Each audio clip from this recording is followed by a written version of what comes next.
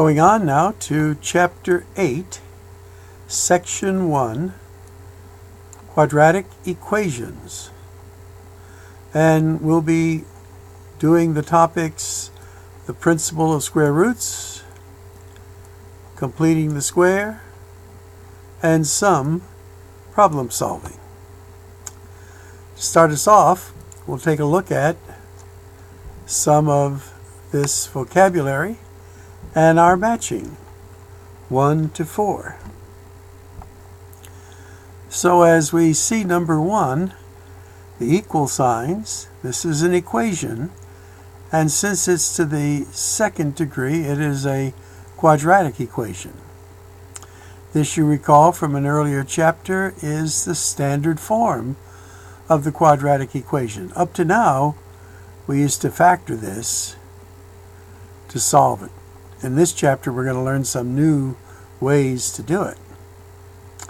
And in the process called completing the square, we take this first part of the quadratic expression where our b term, we're going to take half of that b term and then square it to do something, and we'll show you that here shortly too. And compounded interest is when we have an initial investment and then the next month or the period of time that it's due for interest, the interest is included in the amount we get the new interest on. So it tends to be a little bit more each compounded time. Okay, going on to this next part.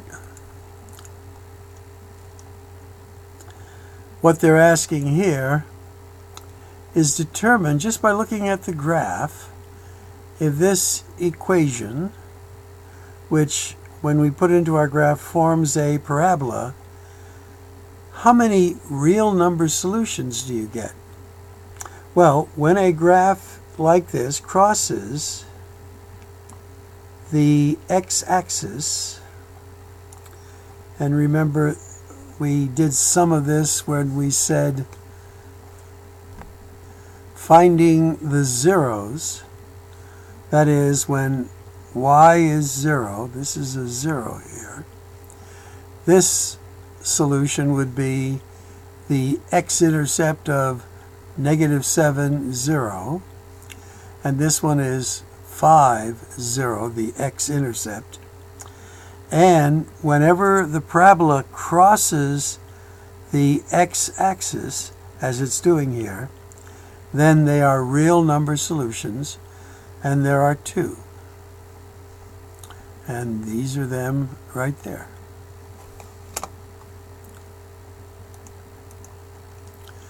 Now as we look at this next one, and we graph it, notice there are no points of intersection to the x-axis.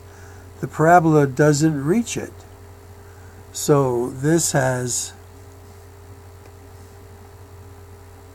no real solutions. Doesn't reach the x-axis. Now, whether you had the class or not, at this time we're going to introduce the principle of square roots. That is, we want to find out what t squared when it's just t is. So the first thing we're going to do is divide both sides by 6. This gives us t squared equals 3. And then what we do is we take the square root of this side. That'll give us t. And then in order to get both solutions, we say plus or minus the square root of this side. So t equals plus or minus the square root of 3. This is what we call the principle of square roots. Now over here, we're going to solve for the x squared. We had to divide both sides by 4. So when we transpose that, that came over as a negative 81 over 4. And again, we take the square root of this side. That will give us x. And then it's plus or minus the square root of this side. Well, now notice we have a negative under the radical, but now we have a tool to deal with that. That's going to be 9i over 2. So this, and it's plus or minus, this is an imaginary number, so this one has no real solutions. Now, in number 9, this is building us up to what we're going to do shortly. Here we have a binomial that's squared. So we're going to use the same principle.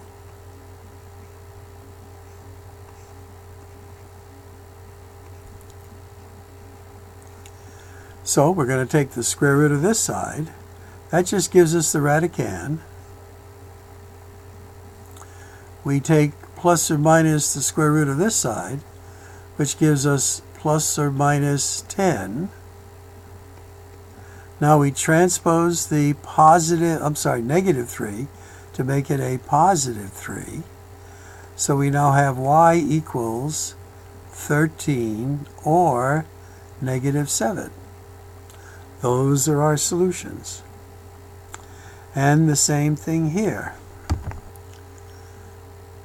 So following what we've done, this is a parenthesis by the way, we take the square root of that side and then plus or minus the square root of 2. This then becomes x equals a negative 5. We transpose that plus or minus the square root of 2. And for this one, we take the square root of this side plus or minus the square root of that side. This gives us a. Now we transpose the 7. That becomes a negative 7. Plus or minus, now the square root of negative 4 is 2i.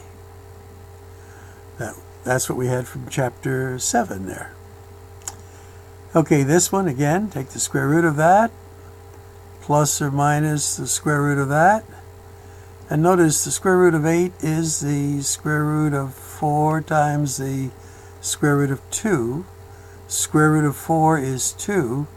So this is going to become plus or minus 2, the square root of 2.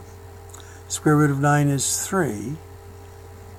And we bring that over as a negative 2/3. And there are our answers. So we see once we get something as a binomial that's squared, we can use this technique.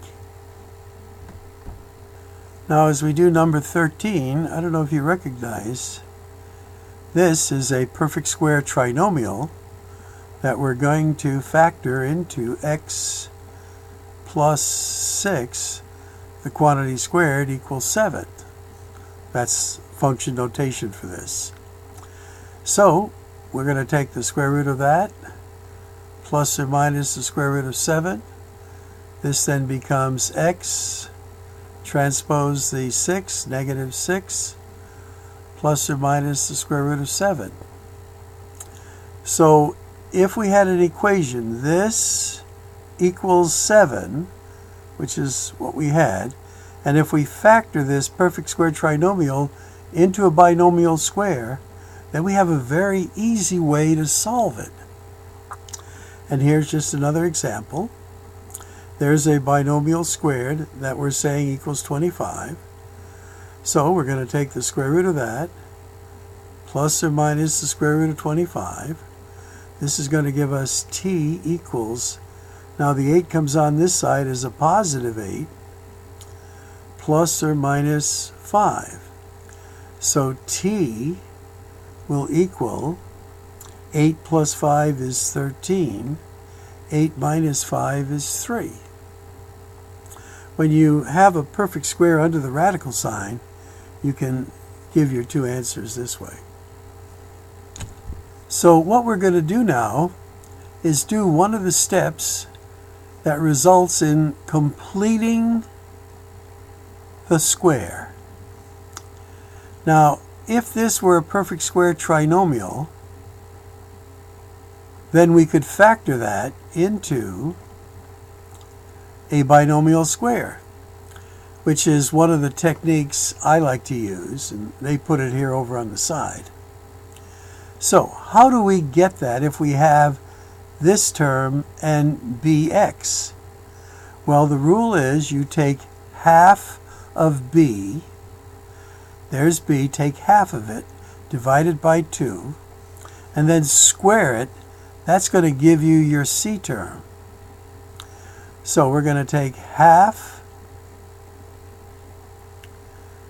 of b, and by the way, we put that right down here. Half of b is that. Now we square this, and that's going to be 100.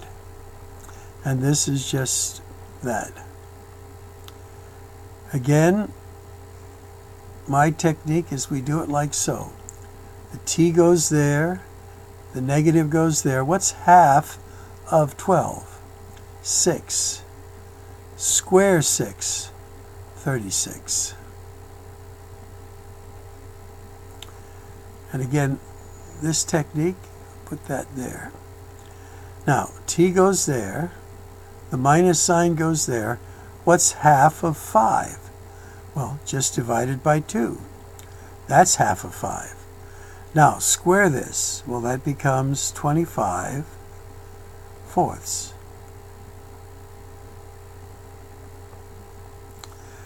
This one's a little tricky, but not too bad.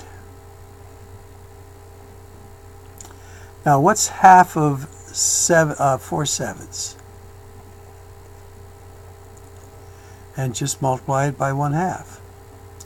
Here the 2 can cancel, and this becomes x plus 2 sevenths. Now, square that, and that becomes 4 49ths. And if we factor that, we get this, which is what we have to put over here. 4 49ths. Now, what are we doing here? Filling in this blank, we're doing a process called completing the square. We have made these now perfect square trinomials that will factor into their binomial squared.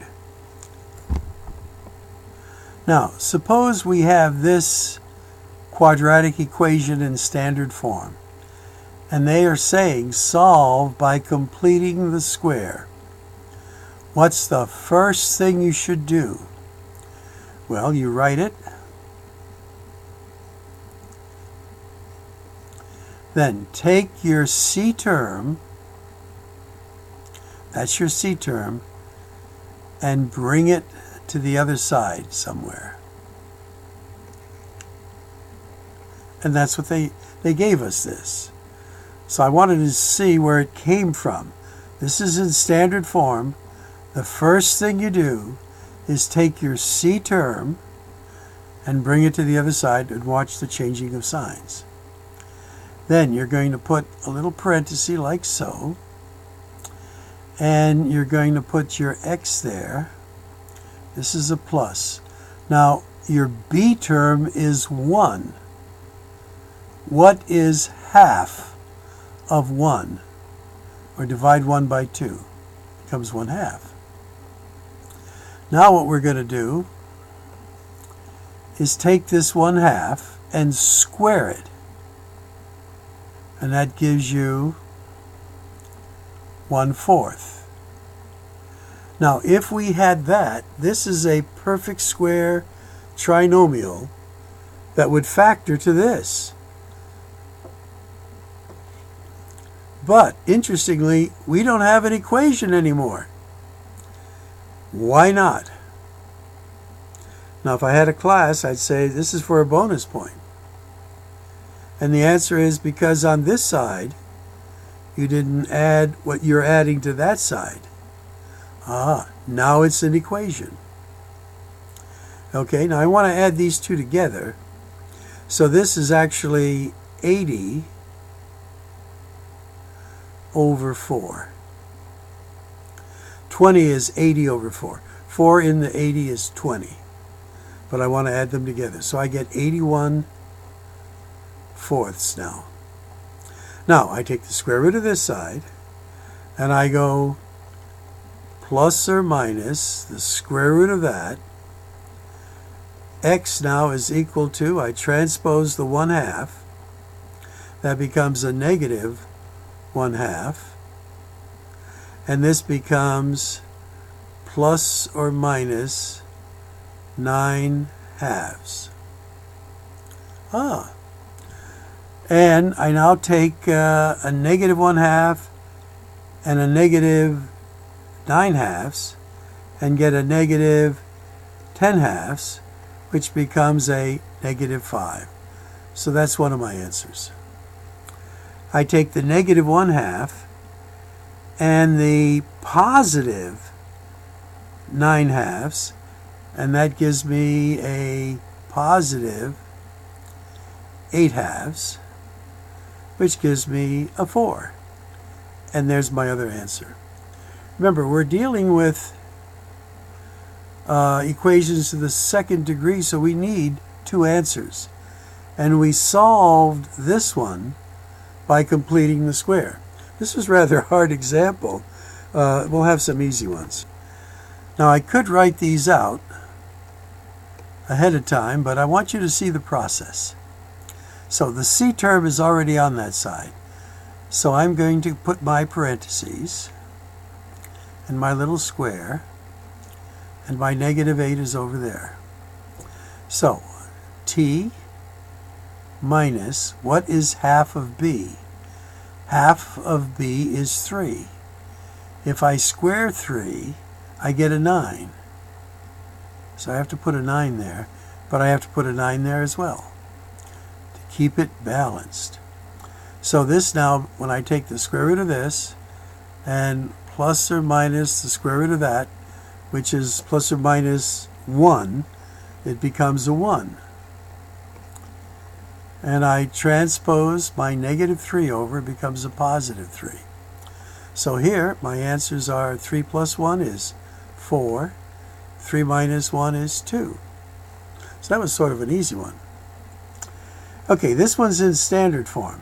First thing I do is, I'll write this one all out, t squared minus 4t. So I take my c term and I put it over here as a negative 2 when I transpose it. Now I put my parenthesis. I'm going to put the t there, the minus there. Now what's half of 4? 2. So what am I going to add to both sides? Well, I'm adding a 4 here when I square that, and I add a 4 there. So this now becomes a 2. So now I take the square root of that, plus or minus the square root of that. T equals, transpose my negative 2 to this side, becomes a positive 2, plus or minus the square root of 2. Those are my 2 answers. Doing this one, I'm going to use the parenthesis. Transpose that 2 over as a positive 2. Half of that is going to be 3. Now remember, I'm going to add a 9 on this side and a 9 on that side to make that a perfect square trinomial that I factor into that. I'm sort of skipping that step now. Now I take the square root of this, plus or minus that. That's going to be plus or minus the square root of 11. This comes over as a negative 3. And there are my 2 answers for number 22. Now in these next, they're asking us to complete the square to find the x-intercepts of each of these functions. So it's sort of like finding the zeros. That is, where the parabola will cross the x-axis. The value for y here is 0. So we put that there. And let's just do it. So x squared Well, I don't have to write that again. I'm going to use this parenthesis squared. I'm going to transpose that over to this side, and that becomes a -9. That's an x. This is a plus. Half of 8 is 4. I'm going to add 16 to both sides. So this becomes 7. I take the square root of that, and I get x equals, transpose that 4 as a -4. And these are my two ordered pairs. A -4 plus this, a -4 minus this. And that would be these points there. Same thing here. This is a parabola. So, parenthesis for two terms. I'm going to transpose this over as a -2. Put an x there. This is my b term. Half of my b term is 2. So I'm going to add 4 to this side and 4 to that side. So this becomes a 4. Take the square root of that, plus or minus the square root of that, which is plus or minus the square root of 2. Bring my 2 over. This -2 comes over as a +2. So 2 plus the square root of 2 is 1. 2 minus the square root of 2 is the other. Now, I didn't draw these accurately. They're just to show you these are the x-intercepts. And remember, x-intercepts are given as -4, let's say minus the square root of 7, and then a comma, 0. Okay. Keeping an eye on this, and I had made this tape before. It ran really long, so I'm trying to shorten it just a little bit. Now for number 28, first of all, I wouldn't use completing the square to do this one, but if they demanded that you did, you have to first get rid of the 8 so that the a term here is a 1. We do that by dividing everything by the coefficient of x squared. Then it gets rather tedious to complete the square, but that's how it starts. Now for this one, you'd have to divide everything by 3. And again, you have to transpose that. And then once you get x is the a, that's what the x squared is 1, then you can use completing the square. Here, again, they're asking you to do it. I wouldn't use that. We're going to use the next formula, which is called the quadratic formula when you have numbers like this. Now, in using this formula, let me set it up for you. This is what a is.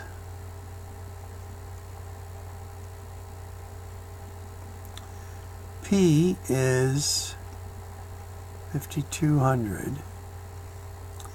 And then is 1 plus r to the second power, which is 2 years.